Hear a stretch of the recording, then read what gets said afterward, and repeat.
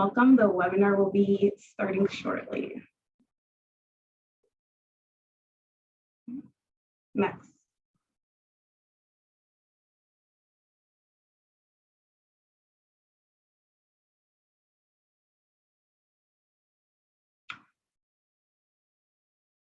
Okay. Welcome. The webinar will be starting shortly.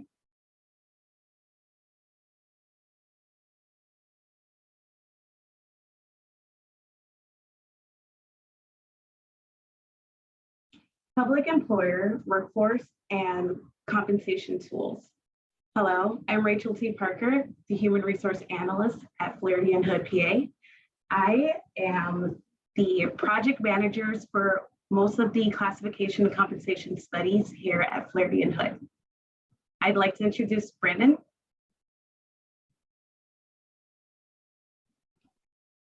Well, good morning, everybody, from the middle of the Mississippi River in lovely Winona, Minnesota. Okay, next. Please use the Q&A function for questions. The agenda for our webinar today will be to discuss compensation trends, CGMC compensation survey, other workforce issues, economy, and recommendations. Next. Compensation trends. Next. All right. Thank you, Rachel. So what we'll start with compensation trends is first talk about, what's happening statewide with general wage increases and ranges that all Minnesota local governments are providing. Now, our data is based on not only thanks to those of you who completed our CGMC compensation survey, but it also comes from settlements re-reach, come from arbitration award, and other settlement data from other sources. So we feel we've got a pretty comprehensive database. And we already had one question in the Q&A, and that relates to whether or not the slides will be provided after. Yes, as this is the 5th of 5 webinars, not only for all of those who registered for this webinar, we'll get it proactively shortly after. You also get an email that will have our 4 preceding webinars that were much more legal based. Now, of course, this one's much more database, but regardless, you'll get them all. So let's talk about what's happening statewide, specifically with local units of government. So what do we look at? When we first say general wage increase, that means what our local governments have done, taking your structure and applying a % increase across the board. What this does not encapsulate, which we'll talk about soon, especially through Rachel's presentation, is those are providing market adjustments, or those are providing individualized job class adjustments or individualized employee adjustments, even through their specific scale. So Rachel, just quick side note, if you want to hit mute while I'm talking, and then we'll reverse and I'll hit mute when you talk. Just avoid the clutter background noise. Specifically, what is happening with all of you as local units of government? If you look at 2023, and this has been pretty much the trend since COVID, we got out of the COVID valley in 2020. So if you look at 2021, 2022, and 23, and we're seeing the same trends in 24 and 25, that I'm going to distill the gobs of data that we have right here. On average, all of you as local units of government are providing 3%. So again, that's pretty much been the trend since 2021. So as you can see, as we have highlight, that's going left to right, 23, 2.95%, 2024 is at 2.99%, and 2025 at 3%. And in the bottom here, we can see obviously what is carrying the average is at least 2/3 of you for all 3 of those years are giving increases of over 3% or greater. Now, here's the deal. I'll throw it out there when it comes to talking trends, is if you've just given 3% since 2021, here's what we know based on market studies and trends we'll talk about. You're probably providing base pay that's below the average. if all you've given is 3%. So hopefully in years 2021, even going out to 2025, all of you to keep in line with the market would have and give market adjustments. Obviously, it's your policy, it's your budget, but to recruit, retain, and likely get a deal at the bargaining table, you likely would have given percent increases above that. Now, the other data point we look at beyond settlements, and let's just distill it. We don't have fine data points, but we all know the drill. Generally, cities are providing historically higher percent wage increases than counties. So it is what it is. So you're going to be at the higher end of those averages if you're a city, here on the lower end if you're counties. The other data point we look at is that the bulk of you have bargaining units. And for those who have public safety, which is the bulk of you, or those who have supervisory units, they have a right, if you can't reach a deal in negotiations, to take you what's called interest arbitration, where an arbitrator would decide what terms of the contract would be, including what your percent general wage increase would be. Now, what's interesting is if you go left to right on this chart here, we have CBA year. That's the contract year where an arbitrator awarded a specific wage increase. Then to the right of that, which I think is still a highlight and has been a broken record for us for nearly a decade, the number of arbitration awards and therefore the number of unions and number of contracts going to interest arbitration is very scant. So unions know part of the reason is if you look at this data point here, going further left to right, you look at what the unions wanted for wage increases on average, you look at what the employers wanted in the next column, then you look at the yellow column. On average, here's what arbitrators are awarding. Put aside market adjustments though, and we'll talk about the next case, which is interesting. The most recent one that BMS has published is the average wage increase in 22 for unions who took you as public employers to arbitration was 2.35%. Is 2.8% and ditto in 2024. Now, it is not an error, it is accurate. In 2023 and 2024, we have identical data. Why is that? For those arbitration decisions that came out for those contract years, they happen to hit both 2023 and 2024 contract years. So we're talking about the same arbitration. So I think the biggest highlight of this specific slide is that unions are not getting aggressive with interest arbitrations, and part of it could be they're not getting the results.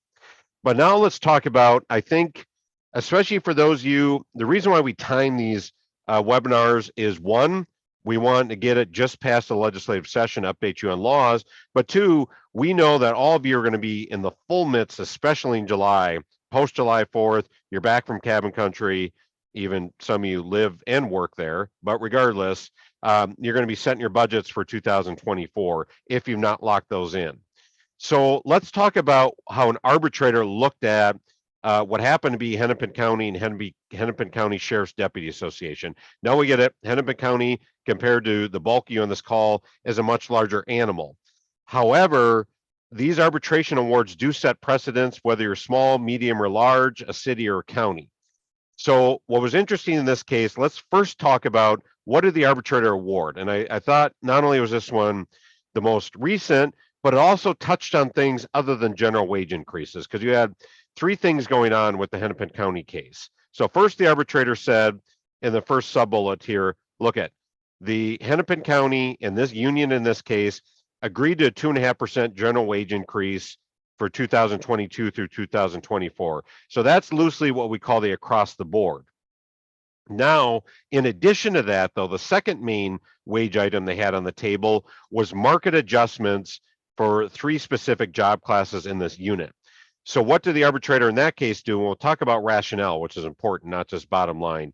He did award Hennepin County specific market adjustments, which were one time established in 2022. Now, they had a compounding effect in 23 and 24 with the 2.5%, but the arbitrator said, all right, based on the three job classes, in addition to the 2.5%, even though Hennepin County first provided the market adjustments first, they gave their deputies 3.75%, or excuse me, 3.7, analogous to those who are cities, patrol officers, crime scene investigators 0.8, and detectives 0.3. Now, it is what it is. I don't know how relevant those numbers are, but the bottom line, the arbitrator gave a lot of credence to the county in the fact that they gave market adjustments on half of the 2.5%.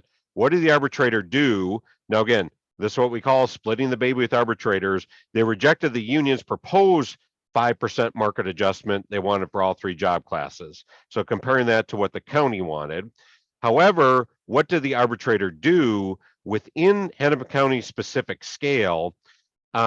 He did primarily because of recruitment retention we'll talk about. All you're dealing with this with law enforcement said, I'm going to allow, as the union proposed, all the employees within this unit, within their pay grade, within the base pay structure, to move up 5% within the salary scale, instead of the 3% that the county had provided to, which was their internal pattern for every other employee. So very interesting nuanced decision by arbitrator Altman in this case. So why did he uphold the county's 2.5%, the parties agreed to it, and the county's proposed market adjustment? He said, well, there's a logical relationship. Again, internal pattern still wins the day, not just market, not affordability, not just the economy, not turnover. Still, internal pattern is important for all of you. And if you give market adjustments, do your best to give market adjustments that at least uniformly everyone gets, even if the arbitrators do recognize and your scales will recognize each job class may get a different market adjustment. It is still tough to do one-off market adjustments. So he said, all right, internal pattern looks good. He used some high level verbiage. It provides a logical symmetry within the department that still provides promotional opportunities and incentivize folks. So the arbitrator principally gave a lot of weight to that. And he talked about retaining an existing differential between, in a Hennepin County case, their detention deputies and sheriff deputies around 10%. And why was that?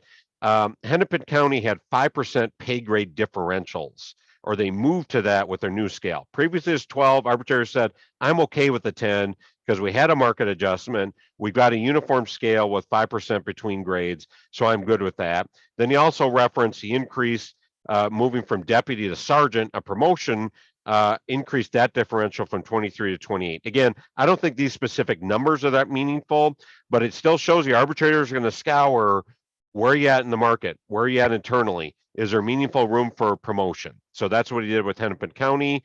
And then he did look at the market, and Hennepin County tried to get to 90% of the midpoint among their comparable group as part of their market adjustment. So all of you have different philosophies on midpoint, max of scales, what percent. Hennepin County happened to be 90%. Arbitrator said, I'm good with that. The primary reason he was good with that, because that was the internal pattern, the market adjustment that Hennepin County did their best to uniformly apply to all other job classes. So good lesson when you implement a market study. But then Altman said, well, here's the deal.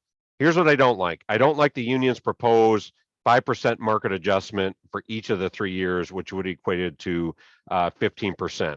So bottom line, he said, I don't like it primarily because one, it deviates from the pattern, this first bullet point. And two, look at, even with the county's 2.5% general and the targeted market adjustments, everybody sees about on average about a 16% increase in pay. So Hennepin County did a good job, not only in arbitration, but for all of you at the table with your employees, even if you're just given a general wage increase, lesson learned, talk about what the total wages, employee by employee, job class by job class will be.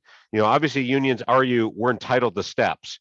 Whether they are or aren't, that's negotiable and part of your structure or other movement in the range. Talk about, look at, we're not just giving it 2.5%. On average, over 3 years, you're all getting 16%. Arbitrator swayed by that. Then he didn't like the union's proposal that would have substantially deviated from what the comparable group, meaning it would have elevated Hennepin County standing to their comparable group, which arbitrators are disinclined to do. They basically try to keep your market standing percentage wise or ranking wise where you were. So that's what Altman did. However, what Altman did is said, look at, I don't like providing just the 3% increase. Now, I'm going to put aside Hennepin County's nuance on that. It's basically a 3 versus 5% increase for each employee within the scale. He went with the union's 5%. What did arbitrator Altman hang his hat on? Is he talked about, as he referenced 2019, his words, pre-George Floyd, turnover rate in Hennepin County is around 2%. And Hennepin County, within their comparable group, a large one, ranked 54th in turnover. and then they moved from 19th to 15th. But then so he didn't like that. And this is a little dense in percentages, but he looked at for those who voluntarily turned over through primarily resignation. What he didn't like is the pattern in Hennepin County that from 2018 to 2022, it went from 5% voluntary turnover, again, as I articulated, to 1.9% in 19. Then it started increasing 2020, 4%. 2021, 6.2%, 2022, 10%. So the union in this case effectively talked about that turnover rate. So I know working with gobs of you on this call in negotiations, for those we haven't, we'd appreciate the opportunity, but we really scour this data because we can tell most recent interest arbitration now in Minnesota said, I'm going to give a lot of credence to what turnover rate, and he did not like Hennepin County's 10% rate. Now, I feel 10%, you look at any nationwide bellwether, they're probably in the mix now, even though we don't have good recent data on that. 10% is what a lot of you are looking at. So unfortunately, industry standard turnover, using that term loosely in Hennepin County, arbitrator didn't like it. Union effectively argued that. Now, he further went to say, look at, again, this is why it's important for you for exit interviews and to document why people leave. Again, a lot of you in greater Minnesota on this call, well, yeah, they're moving to the Twin Cities. They're moving to families who are elsewhere. So let's really try to scour who's moving and why. What he didn't like, and the data did prove up, that pay was a motivating factor for a lot of the Hennepin County deputies. Now, again, without getting into the nuance of the data, and what he didn't like is they're going to competing metro municipalities. Hennepin County tried to argue, well, cities aren't comparable. Put that argument aside. Arbitrator didn't like too many folks are moving for pay. That's the gist of Altman's decision. Then he talked about the office has 50 less positions than it had budgeted for. And then he recognized too, to recruit, retain, Hennepin County's like everybody else. You got to deal with declining enrollment. So I think a wage per Altman was a way to do it. So bottom line, a good case study. Data is good for public employers. Most recent decision, mixed results for a public employer. So let's really focus on the market. Let's really focus on turnover data at the table and with your employees. So we've shifted from macro Minnesota settlements to interest arbitration. Now let's talk about what did the state of Minnesota just recently, we love it when things are timed like this, when tentative agreements are reached. So if you look at the two main unions for the state are MATE, Minnesota Association of Professional Employees, and AFSCME. Now, here's the deal. For those of us representing local government, we utilize state of Minnesota wage increases when it works to our benefit. We don't talk about it when it doesn't. Why is it? They're a much larger animal, different funding sources, different structure. But that aside, for all of you, hey, good to know because we know the unions raise this issue.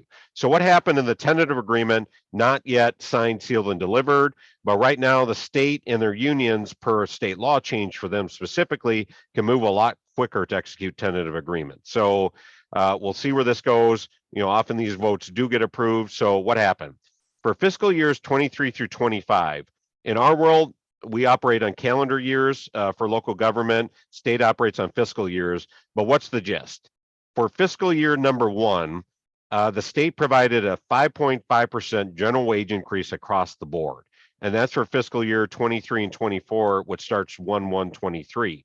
Then on top of that, they provided a 4.5% general wage increase for 24 and 25. Now, the interesting thing, why I think all of you are going to hear more of that, especially if you have asked me, even though it's Council 5, a lot of you have Council 65, is generally our cities and counties had exceeded where the state was for years. Now, oh boy, here we go. State of Minnesota said, we're going to provide a 10% across the board increase. So I think you're going to be hearing about it. Now, how do we shift? If you're not there, which a lot of you aren't with the 10% over 2 years, let's talk about your step movement. And let's talk about how the states, this happens to be a different animal when it comes to being an employer. Also for the AFSCME group, they are raising the minimum wage for all positions to 20 an hour, obviously just as a factoid. Compare that to 10.59 an hour under state law for the rest of you. They also expanded telework terms in the contract. Side note, don't meet, negotiate, and get agreement on telework in your contracts. Don't do it. Happen at the state. They expanded paid leaves for temporary, as they call them, unclassified employees. They expanded parental leave eligibility. They entrenched their student loan reimbursement program and put it in the contract. They expanded fertility services, and they also put their pilot programs for a multilingual pay differential. I know some of you are trending there. They put that in the contract. They put phased retirement in the contract and other equity adjustments that they'd had. They've extended those. Then they reference healthcare, though it's a little vague and ambiguous. So I'm not fully up to speed what precisely this verbiage meant, but healthcare will only increase 2.5% over I believe each fiscal year, but again, we're still scouring that data. The state does include that. So I do want to go back quickly to the Hennepin County case. I talked about turnover was a problem for Hennepin County. Part of the reason why Altman said, no, I'm going to impose a higher 5% wage increase within your scale is if you get an exit interview, that here's what you want to do is the union may say, we've done our own polling. You want to do your own internal documentation on exit interviews or document why folks leave. And what we generally do, I want to be real clear at the negotiating table, we don't name names on who left and why. Instead, what we do is talk in the aggregate. We'll say, for example, 5 police officers left city X.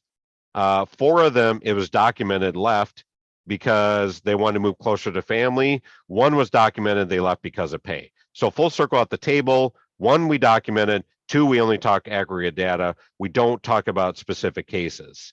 So if the union is trying to assert things, this just solidifies you should control that data. You should control asking each employee who left why they left.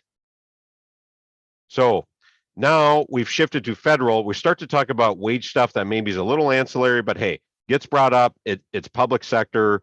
Good to know. What's happening at the federal level? So in 2023, it's already in place. There's a 4.6% across the board base pay increase, plus for specific high cost of living areas, the federal government provides 0.05%. So really what you're looking at in 23, the feds did provide roughly a 4.6% increase. You can round it to 4.7 for some, but you get the gist. So a high wage increase, again, a trend is when you have a Democratic administration, it's going to be higher. It was much lower in the Trump. You also had obviously economic and funding issues then. Now what's being proposed by Biden, what was just enacted, I didn't have time to update the slide. The Senate did adopt, though the House obviously has not. You have a Republican-controlled House. We'll see where it goes. They did approve a 5.2% increase. So very interesting, just a nuance. You've got both now the state and federal government, which a lot of you exceeded their percent increases, are now looking at roughly, and again, years are rough too, 23, 24, around a 10% combined wage increase. So again, a higher trend. You have a DFL governor, Democrat president, that happens. Economy is looking better. Funding's looking better. So that's why you're looking at 10%. And part of it is we all know the state and federal government is always playing a lot more catch up. Local government plays catch up with the private sector, state and federal. So they're likely, as usual, one step behind in providing larger increases like a lot of you as local governments did. And then another question, I want to get back to the state thing. As I indicated, here's the bottom line. Because the legislature does not have to approve contracts, this can happen a lot quicker with whoever controls the governor's office, MMB, and the union. So bottom line, you're not going to have quite the political circus or a leverage you had for other things. So bottom line, when we have tentative agreements with the state, it's going to be easier to get them executed. 2 is, I think that's a major rationale why you likely had the administration and the unions agree to a higher wage increase, because it was not subject to the raw politics that they were before in getting contracts approved. So that's a state thing, but that was a big deal that they did amend that law recently. Now let's look at the other biggest comp driver for all of you local government is we put aside base pay. Now we're going to shift to how much you pitch in for health insurance. So very employer specific, but as a side note, if you look at 23 and 24, you see the progressive EEC and increases in contribution to families. So what do we have here? Here's what we think are the 2 most important data points. One is what employers contribute, you as public employers in the state, to family insurance, your maximum contribution, and two, what are you pitching in on your own employer, HRA, HSA, VIBA? So full circle, if you look at averages, we first want to highlight percentages. So if you look at single, now again, these numbers in 24 are going to change. So our sample size is a little light. So you may see something closer to 23, but I agree, it's likely going to be higher per the next slide. We were going to talk about nationwide. So for those who provide single coverage, now again, a lot of you have employee, employee plus one, employee plus due. We lump them in a single plus family. So single, you're looking at all of you are pitching in roughly on average, at least for the lowest cost premium plan, 85% towards single. You know, it's up to 90 and 24. We'll see if that sticks. But yeah, you're probably going to see all of you pitching in 85 to 90%. Now, again, you know the drill from us for decades. Don't put percentage or contracts. This happens to be a result of what you're pitching in. Then we look at family. Yeah, it's been a trend for many, many years. You're all pitching in around 80% towards family coverage. We see 75s, we see 85s, but yep, a lot of you in that 80 range. Then if you look at, this is just to clarify, the monthly contribution in yellow is 1,523. Yeah, we'll probably see an increase 1,600 range. So that means all of you on average are likely pitching in some pushing $20,000 towards family. So costs are spiraling, but the next slide may be concerning based on the trend. And then for those who have high deductible and are pitching into, for example, the HSAs, you know, you're roughly looking at, I'll just throw it out there despite this data, around 1,500-ish for single and around 2,500 to 3,000 for family. So those data points haven't changed much, but here's the deal. They're incrementally increasing, which means it's incrementally costing you more. So that's you as public employers. Now let's look at a little macro. One survey we like, we always cite our references at the bottom. We don't include the website, but easily foundable in Google. Mercer, we think, is ahead of it a lot on health insurance and some level benefits. So they just in May put out their report of here's what our survey says what employers, small, medium, large, are looking at for 2024. So this graph, of course, for all those of us who had an econ background, we love it. For the rest of you, maybe mumbo jumbo, but very interesting. Here's the deal. The top line here shows on average for employers, how much increase from the preceding year you pitch in for health insurance. For example, you see the peak here. What does this mean? In 2002, employers nationwide pitched in about 15% more for health insurance.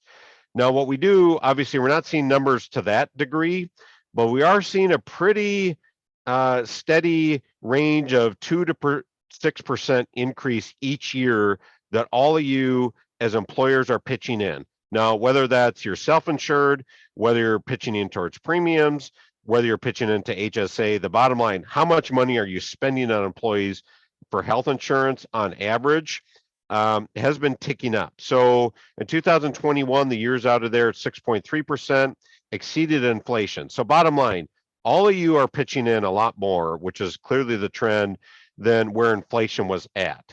However, you will see in 2022, for the first year per Mercer since the mid 90s, that on average, we're pitching in more as employers less than inflation. But of course, now Mercer projects in 2023 that that's going to go back up to 5.4%.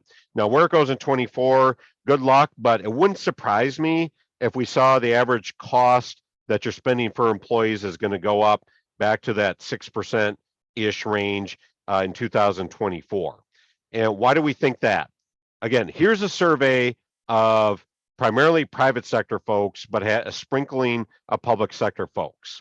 So here's what they said. Now, whether or not you want to do it, this is maybe where the industry go from an employer perspective when it comes to health insurance. So most employers expect wage increase and higher supply costs, that is the cost of healthcare, will result in higher prices over the next few years. Okay, not shocking, is it?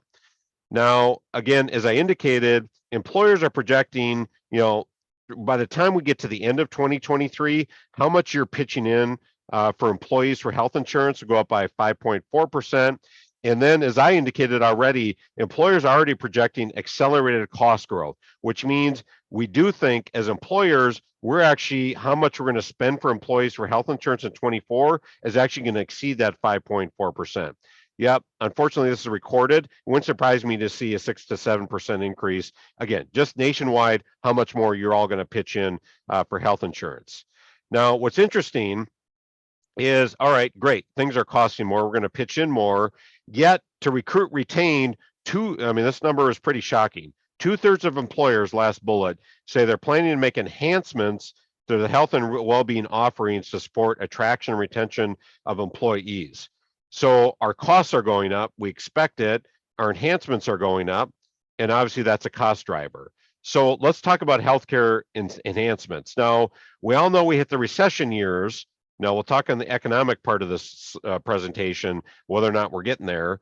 But recession years, all right, cut costs, cut costs, cut costs on health insurance, cut benefits, cut benefits, cut benefits. Now we're flipping to attract, retain, hotter economy, hotter inflation. Funding's looking pretty solid for a lot of you. So a quarter of employers nationwide made enhancements to their health insurance in the past 2 years. Now, the survey also asked, hey, based on the plan changes, second bullet point, are you going to shift more cost to employees, either higher deductibles, higher copays, reducing out-of-pocket limits, pitching in less towards premiums?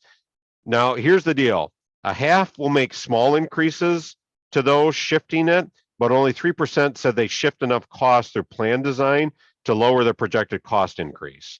And 45%, really nearly half of employers said, look, we're not going to put more cost on employees. So again, this is the first time I can recall in many years that that's what employers are saying. But again, it all comes to recruitment retention.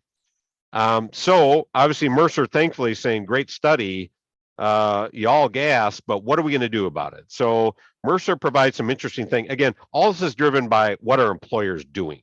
So they didn't come up with it on their own. Is they're going to have, we all know we're going to have to get creative when it comes to health insurance that meets their wants and needs, and healthcare they can afford while managing cost growth.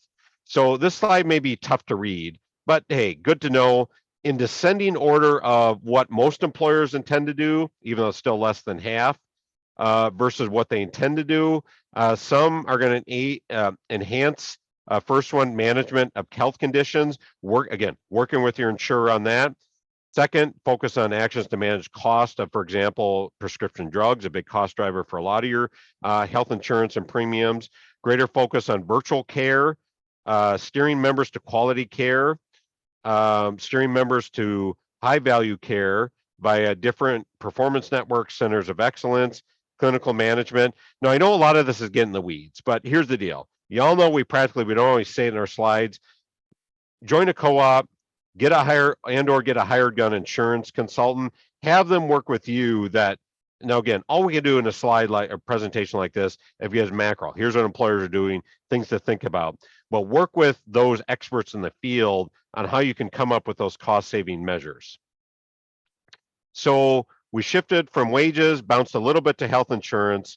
Now, what are we seeing? Let's talk on the practical level. What are we seeing? Now, Rachel's going to talk a lot about this through our CGMC compensation survey. So these are a little more nuanced things that aren't specifically addressed. So one, what are we seeing? Data supporting what we're saying here. So through our class comp studies, the negotiating table, through our studies, through arbitration awards, through the Mercers of the world, we're seeing general wage increase, obviously trending upwards, but what can't we keep up with? The rate of inflation. Sorry, Republic employers, we have limited funding resources.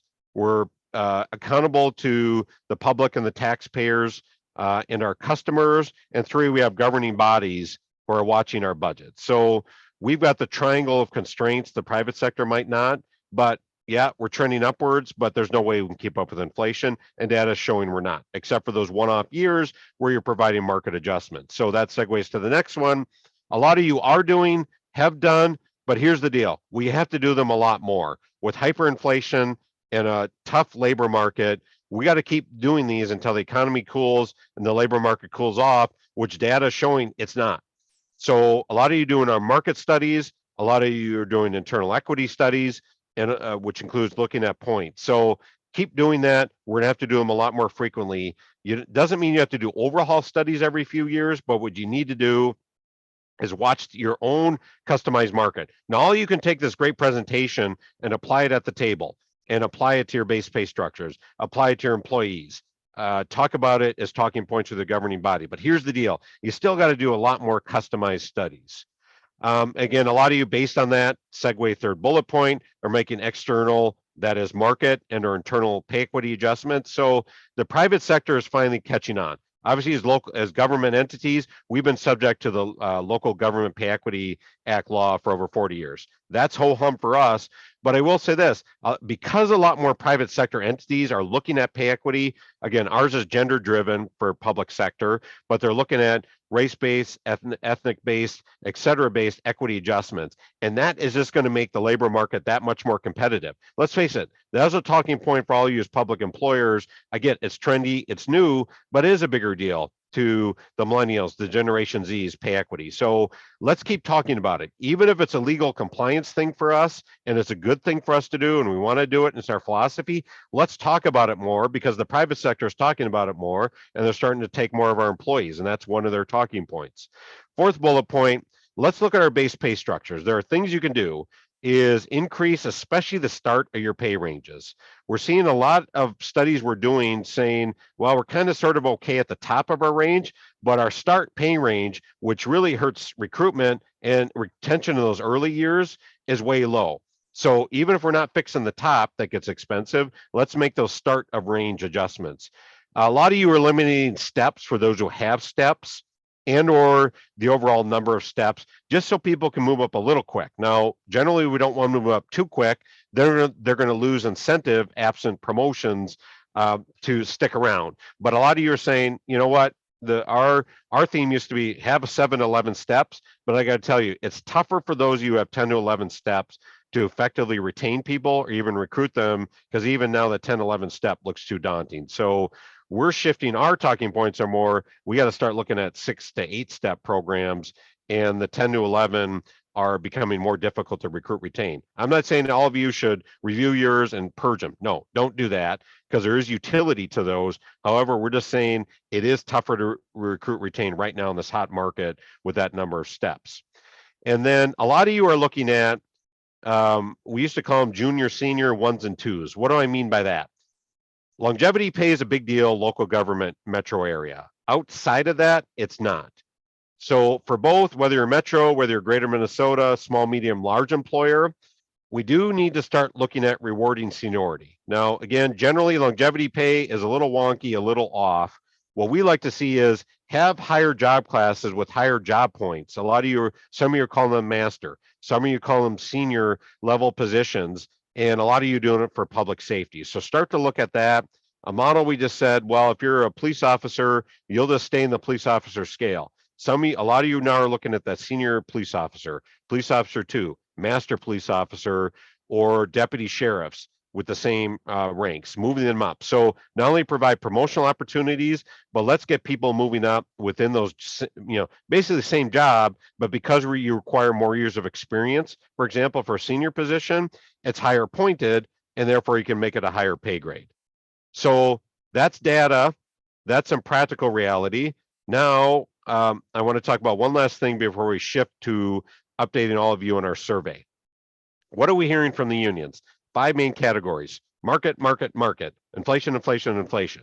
So with market pay, one, like Hennepin County case, perfect example. We want more than your general wage increase. 2 is you need to get all of our positions to the market average. 3 is your starting pay stinks. So those are 3 main keys.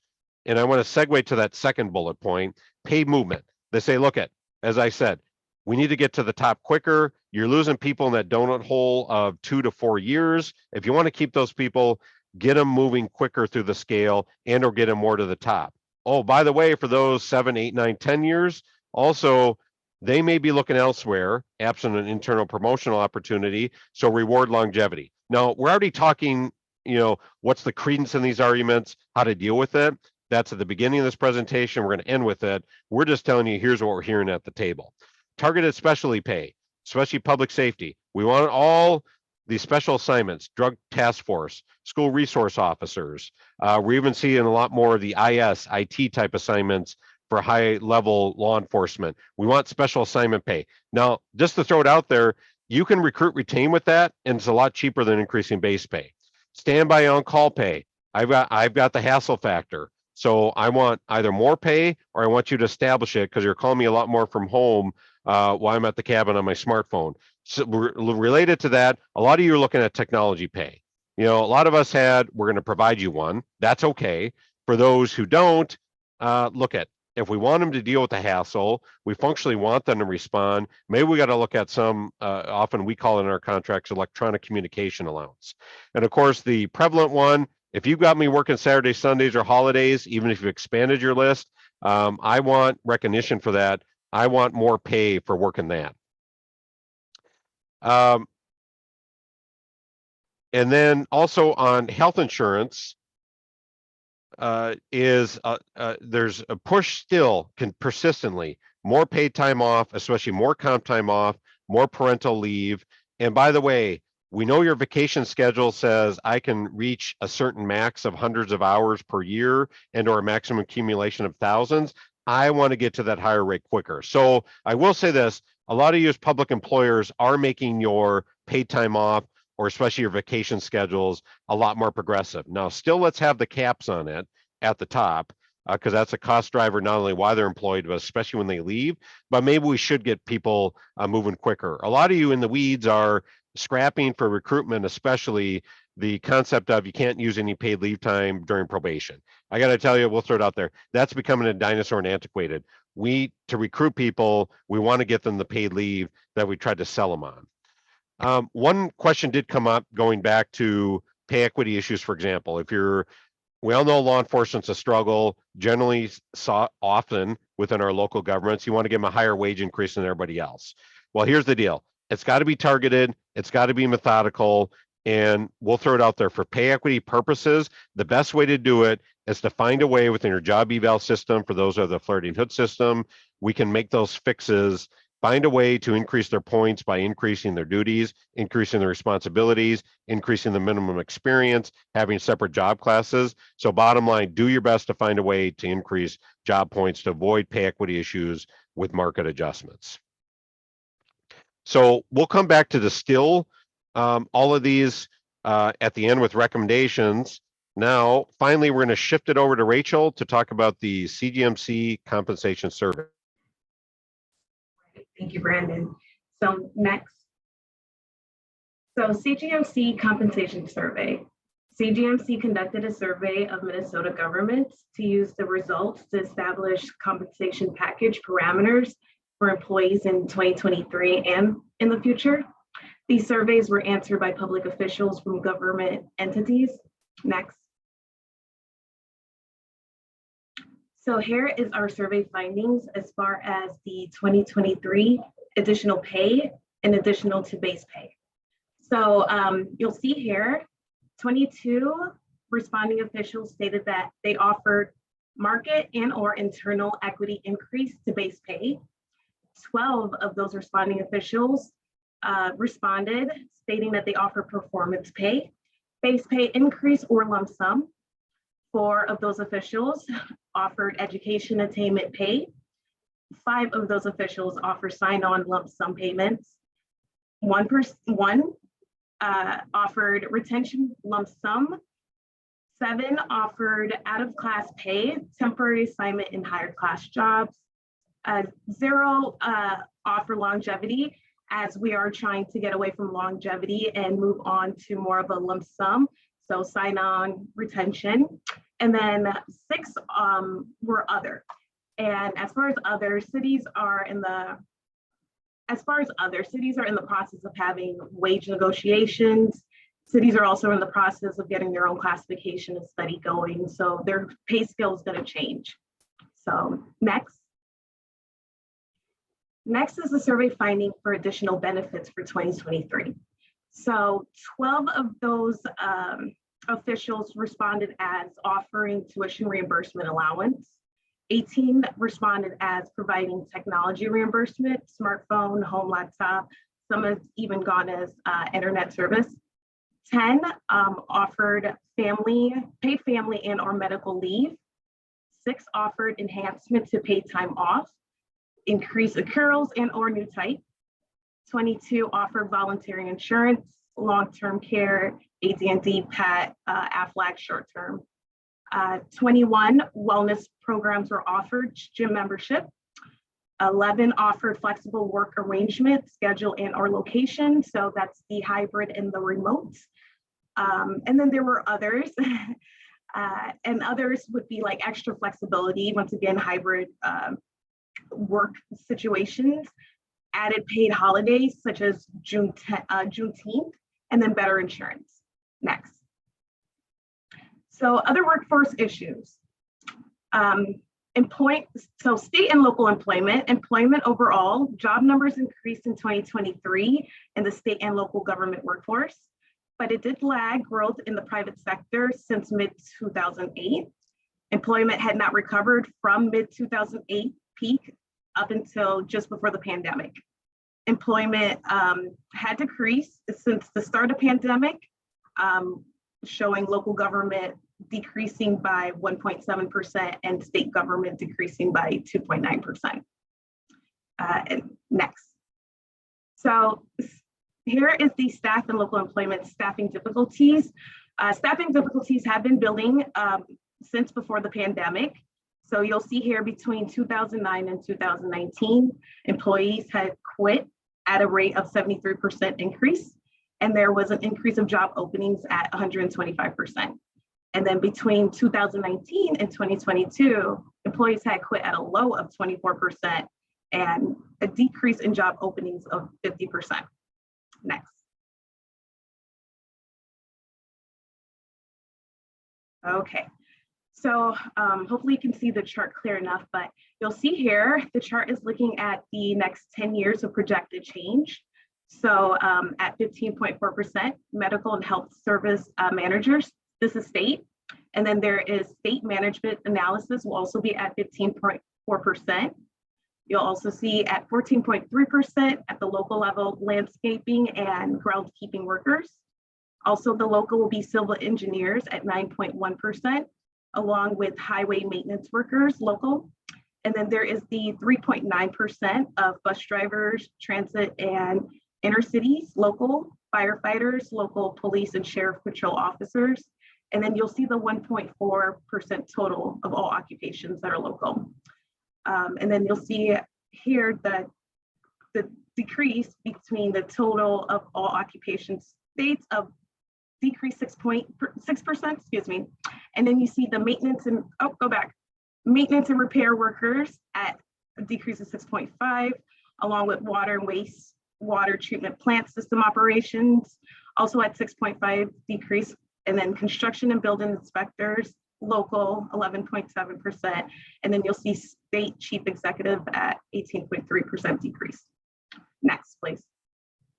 Okay, so here also you will see the employment decrease between 2016 and 2021 and 2016 to 2031, which is 5 years and versus the 15 years of employment. The light blue here, you'll see the 5 years of employment decrease, and then the dark blue, you'll see the 15 years of employment decrease. So decrease for customer service representative, local, it's the -6, you'll see the dark blue, and then at highest here would be the word processors and typists, state, which is at 6.4 or 64%, excuse me, decrease, and then the 5 years of employment decrease would be at 37%. Next. Okay, so trends in world of work. So we are looking at talent scarcity and upscaling on the rise, skills for leaders to prevent quiet quitting, the power of internal mobility, human resource officers on the rise, sustainable employment or when sustainability takes over workforce strategy. We also see changing labor market policies to protect workers. And Brandon, if you move your mouse, decentralize and remote work. Next. And I will pass it on to Brandon with economy. All right. Thank you, Rachel. So we got the lay of the land with employment. We see a lot of the jobs are that you're going to see less bodies working, primarily for those that are going to be supplanted often or supplemented with technology. And then just to go back to this slide is, you know, we all get stuff daily, especially if you're part of the Sherms of the world, the World That Works, the Impellers of the world, the League. I thought this one really distilled it well. The Adecco group that look at it's tough to find good talent and upskilling. What does that mean? That means trying to take folks who've got a raw skill set, but then making sure we development and give them the skills so that they can develop and hopefully develop within your own local employer. And back to the quiet quitting thing. So that's the second bullet point is what exactly does that mean? Is that's when you've got the distant employee and we all just go, well, he or she does their thing. They do their job well. I don't know really what's going on with them. I don't know what they do every day. They do decent work. So it's really get you as HR directors, as administrators, and as managers, get your supervisors to work with people to collaborate on a much more one-on-one basis. And then related to that third point, internal mobility relates to upskilling. Let's get people moving internally and let's make sure we have enough room for movement. And then human resource officers on the rise, again, good gainful employment, not only for us as analysts and consultants, but for all of you employed in that specific position. And then sustainable employment, what does that mean? That gets to making sure we're focused on the mental health and well-being and overall having a positive workplace. Now, I know we're, sometimes as lawyers or even consultants, we come in when things are a little sour. But one, let's get ahead of that. But two, where are we going with that? Work with your EAP provider, work with your organizational consultants, bring in folks, and a lot of you know it as human resource folks and administrators, managers, to make sure bottom line, we got a good workplace. Again, it sounds squashy. There are things you can do. That's what we try to do in these presentations. But really, what you need to do, I think, is have a focus on it to have a good, sustainable, overall good workplace. And obviously have policies that have a pro-employee flair to it. Yet, you've heard our presentations. Make sure you get what you need to do to protect yourself as an employer. Then, of course, as Rachel indicated numerous times, remote work is a big deal. Decentralized, meaning not everybody wants to be in your main city hall. Not everybody wants to be in your county admin building.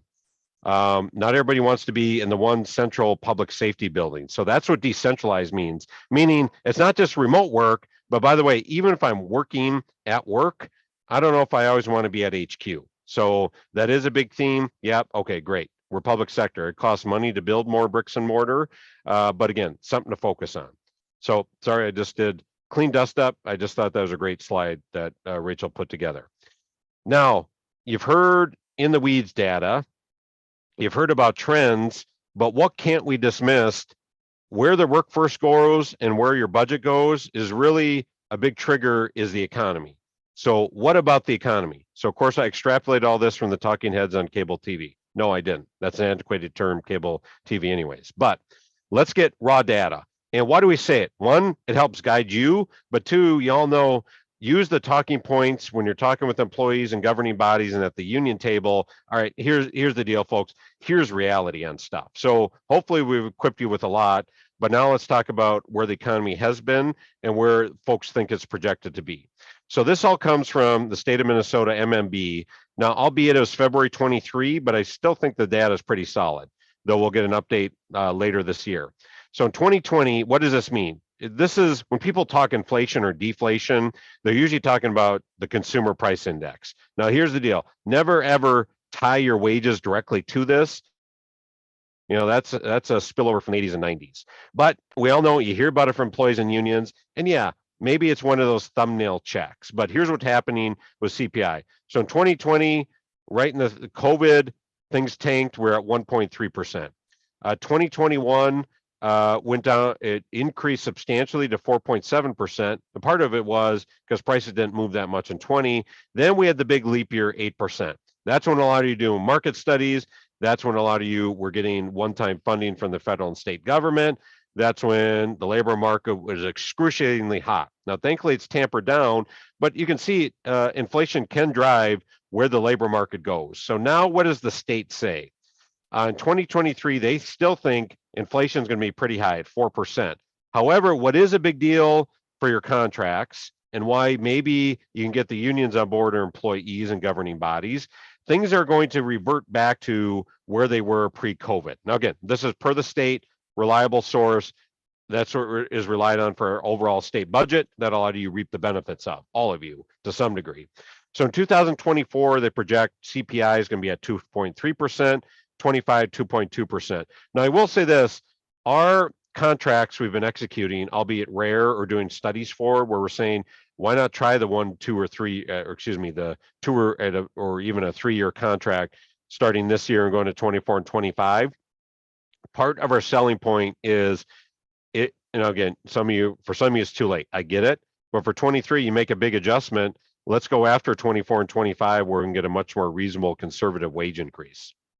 And again, inflation is the driver. So that's where the state predicts. I think this is going to be a huge talking point for those of you who still have to negotiate for 24 starting in the fall. Look at economies cooled off and inflation is really what's one of our talking points.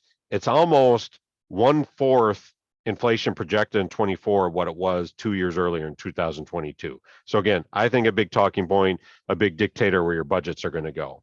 So that's CPI. Then we look at overall, all right, how much is the economy growing or not? So again, this is all from the state. And I'll talk about the next slide because we have more updated data, albeit not directly from MMB with their master forecast they last put out in February. But you look in 20 COVID years, obviously we hit a recession. Things tanked early and didn't rebound.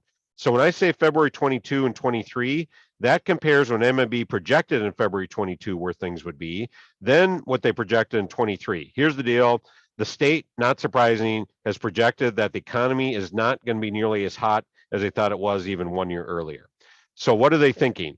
For 2023, they're projecting by the time we get to the end of the fiscal year, 2.7%, or excuse me, 0.07%. So the bottom line, the state, even with their surplus and how they funded things and where they're going with wages, said, look at, we just think the economy is basically going to be flat by the time we end the fiscal year.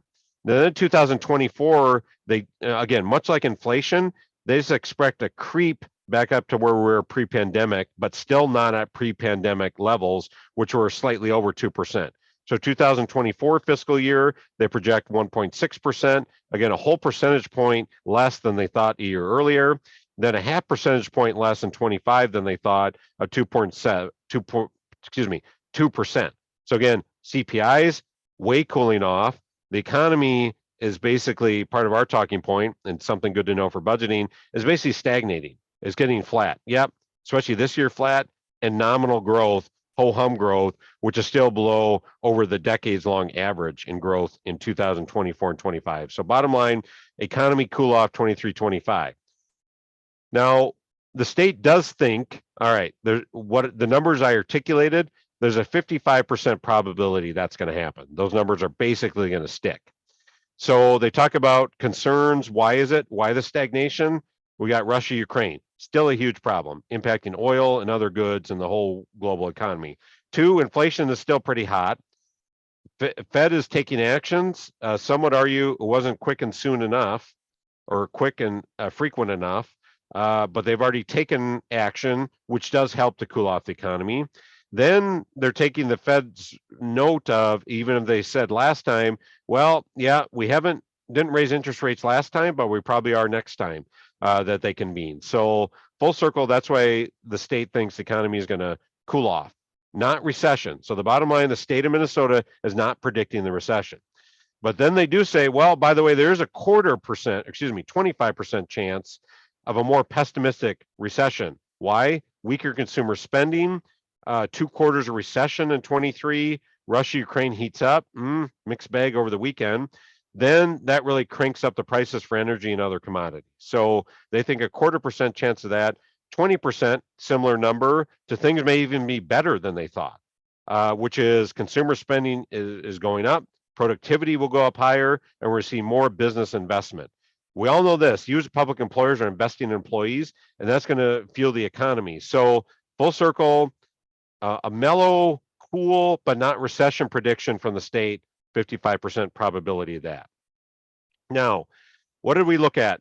2015, or excuse me, June of 2015, much more updated from the Conference Board economic forecast, a highly credible and reliable source of where the economy might go.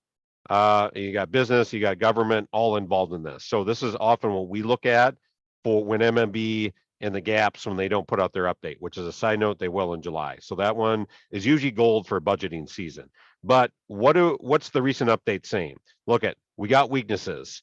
They're going to intensify, they're going to grow over the leading months. And the Conference Board does say we will be recession. Back in February, MMB didn't use that word. Conference Board thinks yes. Let's see where MMB is going to go with that statement in July using their hired gun consultant called IHS. So why does the Conference Board think that? One, inflation won't go away. Yep, it's not as hot, clearly, as 21 or 22, but it's still persistent. We can't shake it. It's higher than the 2% that, or 2.5% the Fed ideally wants. The Fed is hawkish, which means they keep cranking up interest rates.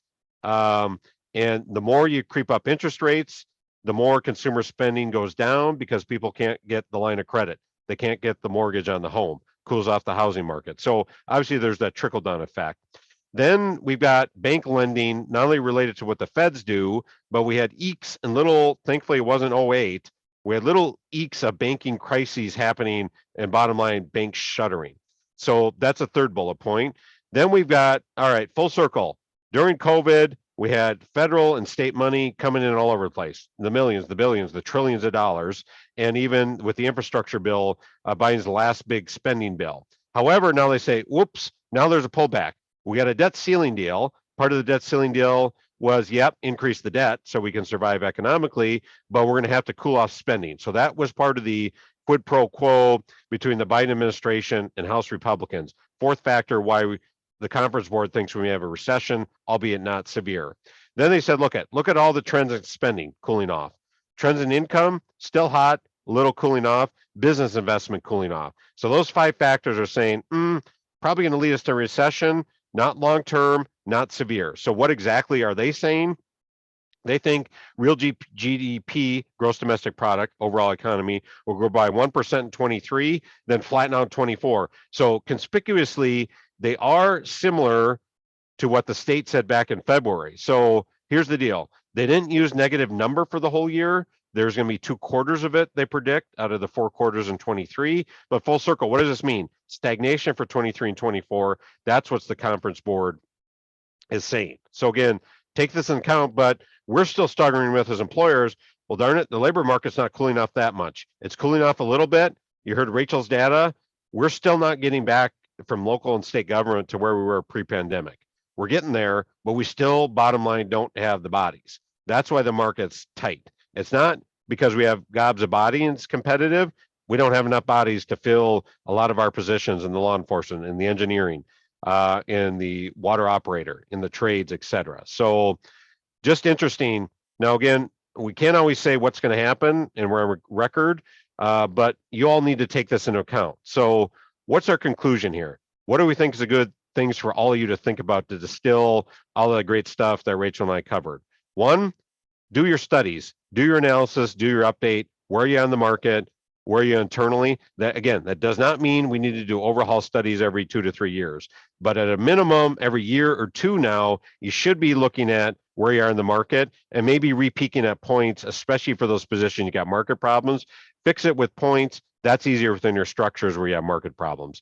2, make sure you're keeping your base pay across the board, structure increases in line with general wage increases we talked about, which has been pretty much flatline 3%. However, somewhere in the process, you're going to have to give some market adjustment on top of that to stay competitive. That's just where things are at now. Yep, economy's cooling off. We talked about your budgets are cooling off a little bit, but labor market's still hot. It's still competitive. 3, like Mercer talked about, to be a good employer, you got to enhance your health insurance benefits. However, how are you going to do that while trying to slow down the cost on things, give them better benefits, but find those alternatives to mitigate costs that we talked about. But again, all of you, it's tough for you. You can listen to this. You're all sophisticated. Get your hired gun insurance consultant to help you with ways to do that. 4, look at those additional paying trending benefit things that Rachel talked about. Look at tuition. Look at flexible work arrangements. Look at remote work arrangement. Look at adding holidays. Look at specialty assignment pays. Look at out of class pay if people are doing higher level jobs. Things outside the base pay structure, which cost you the most, and outside of health insurance, it mitigates the effect on your budget, but it does help you recruit, retain employees. So again, related to that, much like we heard from private sector and others, look at technology, look at decentralized workplaces, do a combo of those. Some of you are reluctant, especially with government data. We've had issues with that since COVID. We get it. But again, look at places where people can work in, for lack of a better word, smaller teams, decentralized, even if you're in City Hall, county admin building, state office buildings, find ways where small groups can work together. That's again, favored by millennials, favored by the Generation Zs of the world. And another big thing is a lot of you have it, but let's work on packaging or clear and consistent means for pay and career growth. Meaning, where can you go up with pay? Show them the grid. Have full transparency. It's public. Unions see it, sometimes in your contracts. Show them where their movement can go by job class and show them job descriptions. Show them the organizational charts on how they can move up the ladder. Then again, related to that, provide a supportive and collaborative workplace. This is a big deal. This is not just an abstract thing now. Find a way for folks can interact and not just put their nose behind the computer, and find ways you can get them to work together. And also, we didn't use the word, but focus on their well-being, not only the workplace, but personally. Again, not just big themes, not just academic. These are things that matter and help to recruit, retain. Again, anecdotally, we told you, yes, we're lawyers and consultants and analysts. We're seeing too many rotten workplaces result in people leaving. So again, those are things you can do that are cost effective and doable, especially use managers, administrators. It's what you're trained for. And like we talked about, all right, keep your ears open on the economy. Thankfully, we're not hearing a big recession coming, a little mixed result, but full circle, what do we think? We just think growth is going to be nominal in 23 and 24, but labor market stays hot, which means you still got to recruit, retain people with the budgets you have. So with all that said, we do have the technology at least. If there's any questions on Q&A, one, you can always follow up with us. Rachel and I have our contact info. 2 is we will be sending this recording and these slides to all those who registered. So use it in negotiations, use it in your budgeting process, use it as your governing with your governing body, use it with your employees. So we encourage it. Doing these things are the core of our existence. So we will be following up with that. We're always open to questions. So I'll take a brief moment to pause, but I will say one other note. This is the last of our 5 webinars that will be available online, the CGMC website. For those who registered, you get your targeted ones, but all of you can access any of them. Look at unfair labor practice, look at the law changes, look at duty disability, look at unemployment, which can be a cost driver. Look at all those webinars and utilize all this stuff as a tool. So what we do want to thank all of you who participate in this. Thanks to those who answer questions, and good luck in budgeting season. And we can be there for you to help you work with your pay budgets, to work with your negotiations, and to work with you on any employment law issues that you're facing. So that concludes our presentations. And again, thanks to all of you, and have a good July 4th weekend, and look for more webinars potentially coming in July. Thank you.